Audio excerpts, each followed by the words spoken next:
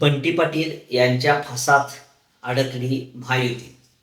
नमस्कार, मी संतोष पाटील. SP न्यूजमध्ये आपले स्वागत आहे. गोकुळ दूध संघाच्या निवडणुकीच्या निमित्ताने कोल्हापूरचं राजकारण पुन्हा एकदा तापले.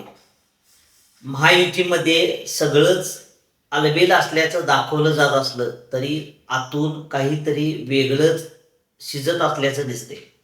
आणि या सगळ्यात काँग्रेसचे नेते आमदार सतेज पाटील यांनी अशी एक खेळी खेळली की महायुतीची त्यामध्ये चांगलीच गोची झाली.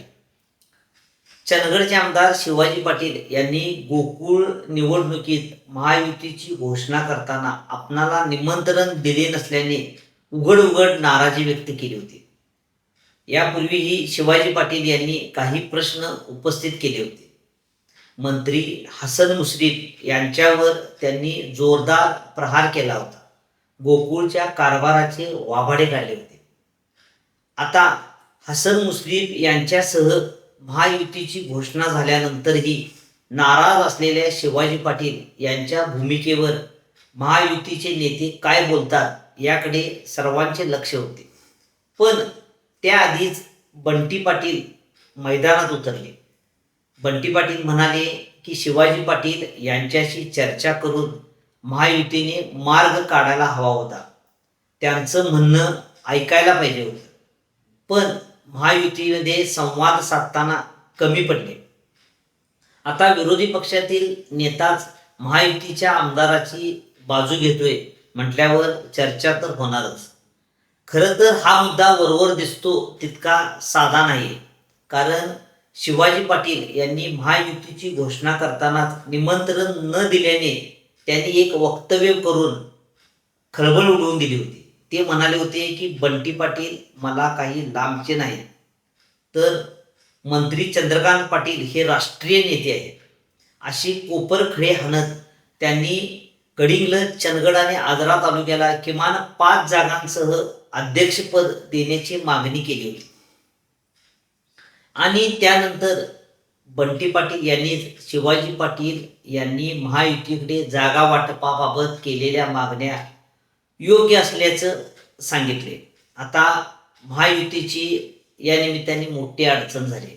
जर बंटी पाटील यांच्या वक्तव्याला उत्तर द्यायचं तर शिवाजी पाटील यांच्यावरही बोलावं लागेल.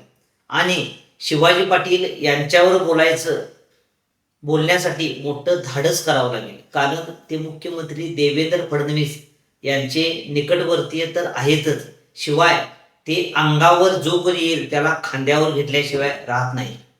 जो बोलेल त्याचे अत्यंत संयमी भाषेत राजकीय वस्त्रहरण केल्याशिवाय शिवाजी पाटील शांत बसत नसल्याचा अनुभव आहे. म्हणूनच महायुतीच्या स्थानिक नेत्यांची अवस्था ना बोलता येते ना गप्प बसता येते अशी झाली.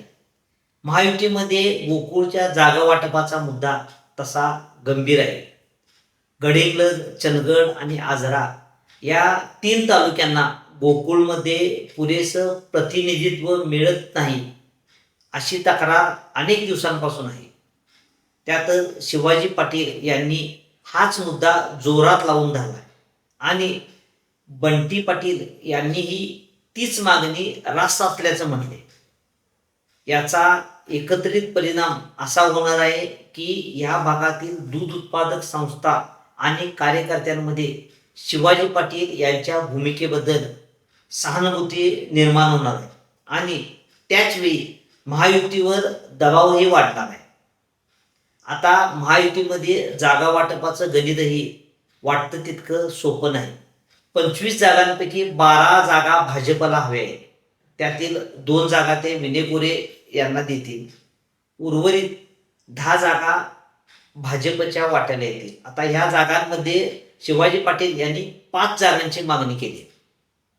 म्हणूनच जागा वाटपाचा तिढा बंटी पाटील यांना शिवाजी पाटील योग्य असल्याचे सांगून आणखी वाढवला. राजकारणात कधी कधी विरोधक थेट हल्ला करत नाही, फक्त एक विधान करतात आणि त्यातून सत्ताधाऱ्यांच्या अडचणी वाढवतात.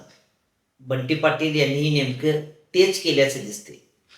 एकीकडे महायुतीतील मतभेदांना त्यांनी हवा दिली, तर दुसरीकडे सीमा भागातील मतदारांच्या भावना समजून घेतल्याचा संदेश दिलाय. गोकुळची निवडणूक म्हणजे फक्त दूध संघाची निवडणूक नाही, तर कोल्हापूर जिल्ह्याच्या पुढच्या राजकारणाची दिशा ठरवणारी ही निवडणूक मानली जाते. म्हणूनच प्रत्येक नेता आता या निमित्ताने जपून पावलं टाकताना दिसतोय. आता पाहायचं आहे एवढंच, महायुती आमदार शिवाजी पाटील यांची समजूत कशी काढणार, जागा वाटपावर महायुतीमध्ये तोडगा कसा निघतो, की हा वाद आणखी पेटतोय. पण सध्या तरी महायुतीतील वादावर बोलून शिवाजी पाटील यांच्या मागण्यांना पाठिंबा देऊन आमदार सतेज पाटील यांनी टाकलेल्या राजकीय उबलीत महायुतीचे नेतेच अडकल्याचं चित्र दिसते. अशाच राजकीय पडद्यामागील घडामोडी जाणून घेण्यासाठी पाहत रहा SP न्यूज. धन्यवाद.